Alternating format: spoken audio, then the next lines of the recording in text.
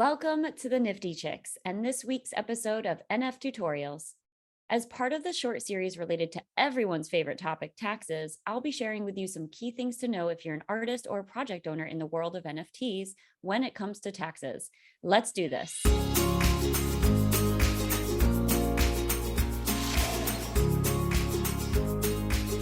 Welcome to the Nifty Chicks. As I started the last tax video, in case you haven't seen it, it's on buying and selling NFTs.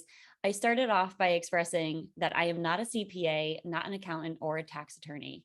Our goal is to share with you what we know and what we've learned as we've embarked in our own NFT journeys. And we encourage you to seek professional advice by those who are trained and qualified when it comes to the specifics of your taxes. And as I mentioned also in the last episode around taxes, much of what I share is related to US residences. But a lot of the concepts that I'll be discussing may be relevant to you regardless of where you live in the world. So let's dive in. Okay, so there are a few things to know if you are an NFT artist.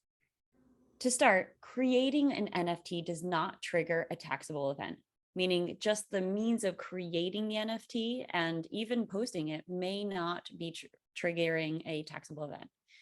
However, the second you sell that NFT, that does create a taxable event.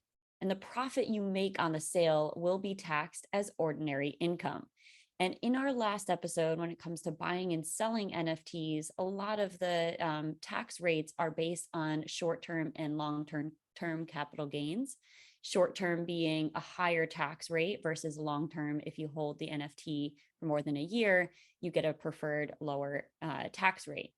So I will mention that for these artists, you are going to be paying ordinary income taxes, which is going to be a higher amount than, say, a long-term capital gain tax rate. So like I said, creating the NFT does not trigger a taxable event, but the second you sell it, it does. So you do need to track that. Something to also note is that expenses, because you're the artist, expenses may be deducted to offset your taxable income or the profit that you generated based on selling that NFT. Another thing to note is that royalties will be also taxed as ordinary income. And so if you're an NFT artist, you likely think about when creating that NFT, there's often a lot of smart contracts in which you can choose how much you make as that NFT trades hands. So a lot of the royalties range between 5% and 10%. And what that means is that as an artist, you can, every time your NFT trades hands and is sold to someone else, what the amount that is NFT is sold for, you actually get a portion of that, which is actually one of the great benefits of being an artist in this space specifically. Unlike in the real world, if you were to draw a painting and you sell it to a friend, that you're going to make a profit.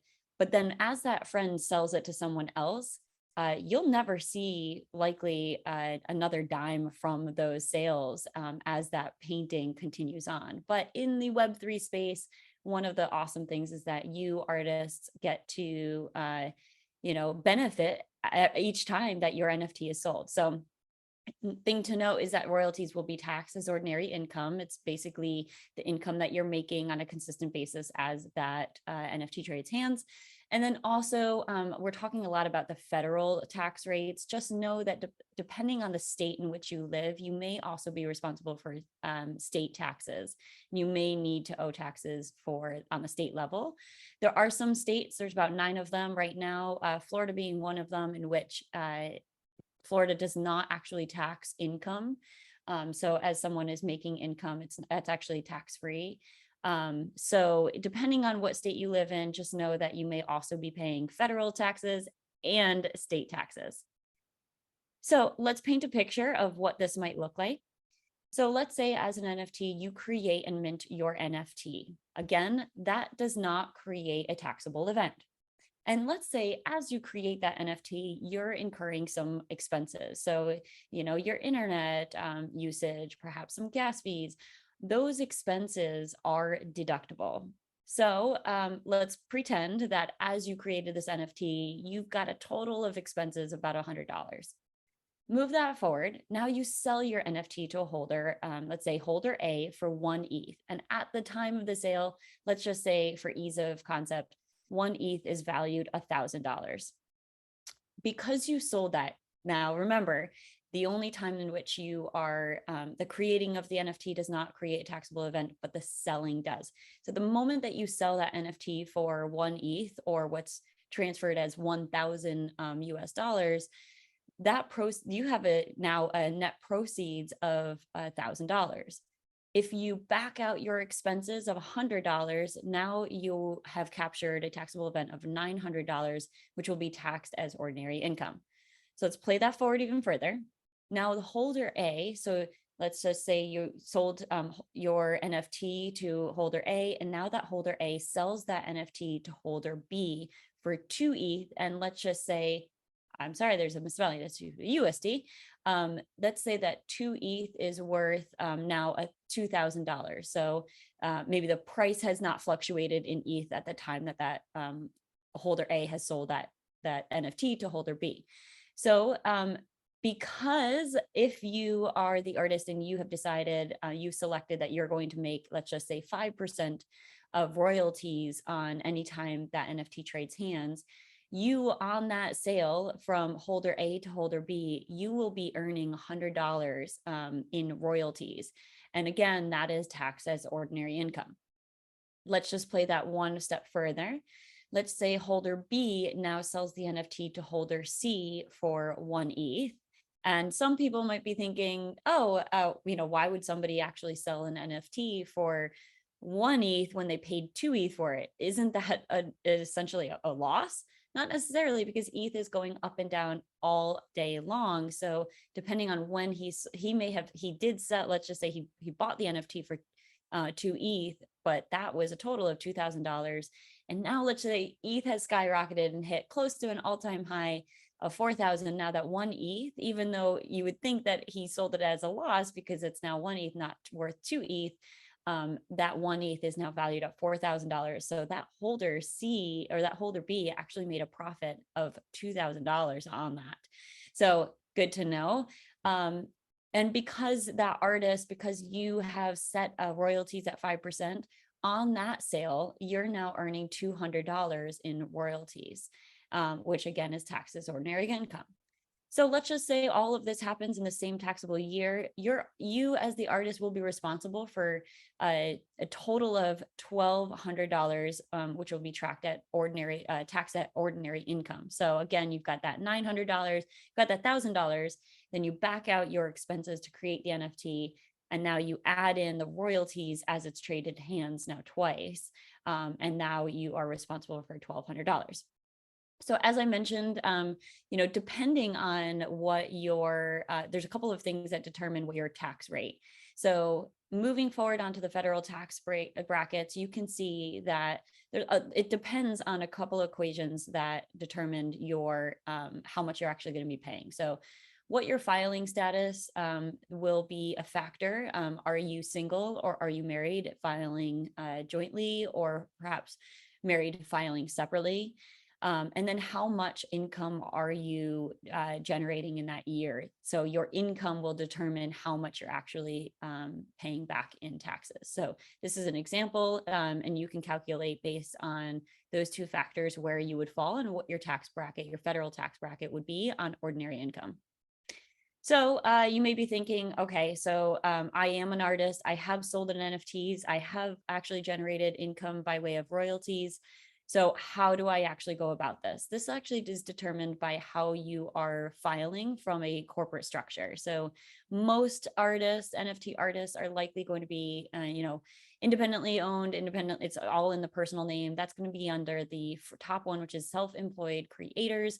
You're going to be filing Schedule C, which is the profit and loss from business, as well as Schedule SE, which is a self-employment tax. If you have actually created a structure, either a C Corp or an S Corp, to actually create these NFTs through, then you'll be filing various forms in the taxes. So you've got Form 1120 if you are indeed a C Corp that has created these NFTs. If your S Corp has created the NFTs, that's Form 1120S. And if you've structured a partnership and that is indeed creating the NFTs, then you are going to be filing Form 1065. But the likelihood of any listeners out here right now, most commonly, you'll be filing the two forms up at the top, the Schedule C and Schedule SE. Lastly, as I shared in the episode of buying and selling NFTs, there's a lot to track. And so it's kind of hard to do by yourself and by paper and pen. And there are no receipts necessarily that you can like kind of hold on to and file away at the year end and then go through them. So I strongly suggest looking at whatever software works best for you. I've listed a few on the screen: Coin Tracker, Coin Ledger, and Zen Ledger, as ways that you can plug in your address and you can see, or your wallet, your public key, your wallet address, and those softwares will actually pull your kind of ledger and be able to produce kind of the information that you need to file your taxes. So hopefully this has been helpful. We do plan on continuously updating you with any kind of nuances and changes that happen. Like I said in the last episode, the world of NFTs is very new and it is ever evolving and evolving very quickly. So the tax laws are also evolving very quickly to try to keep up with everything. So I strongly encourage you to stay up to date. Again, seek professional advice by those that are trained and qualified. Find a CPA, find a tax attorney, an accountant, someone who is knowledgeable of crypto and NFTs, and they will be able to help you. Thanks so much.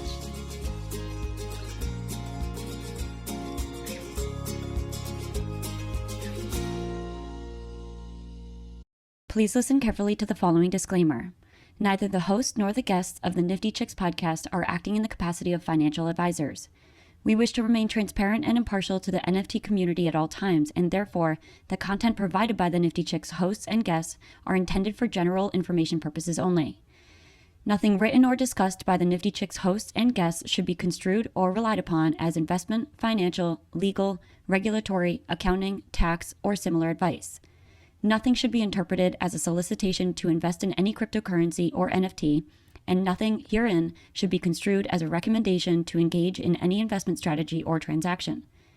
Please be advised that it is in your own best interest to consult with investment, legal, tax, or similar professionals regarding any specific situation and any prospective transaction decisions. You must do your own research when considering investing in cryptocurrencies or NFTs. We are simply sharing our journey with you as we learn more about the world of NFTs. Happy minting.